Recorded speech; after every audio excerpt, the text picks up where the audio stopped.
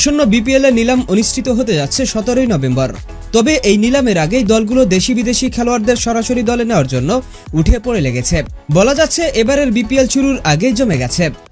আর আজকের এই ভিডিওটিতে আমরা দেখে নিব এখন পর্যন্ত দলগুলোর চুক্তি করা খেলোয়াড়দের তালিকা। Number 1, Rangpur Riders.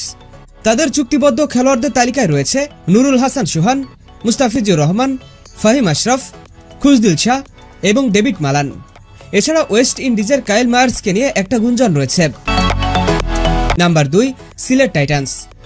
এই দলটির খেলোয়াড়দের তালিকায় রয়েছে মেহেদী হাসান মিরাজ, নাসুম আহমেদ, আজমাতুল্লাহ ওমর জাই, মঈন আলী, কুশল মেন্ডিস এবং মোহাম্মদ আমির।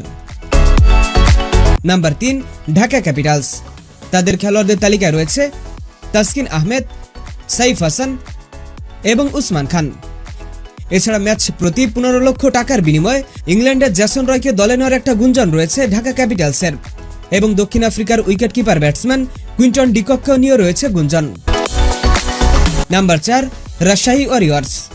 এই দলটির খেলোয়াড়দের তালিকায় এখন পর্যন্ত যাদের নাম রয়েছে তারা হচ্ছে তানজিদ হাসান তামিম, নাজমুল হোসেন শান্ত, সাহিবজাদা ফারহান এবং পাথুম নিসাঙ্কা।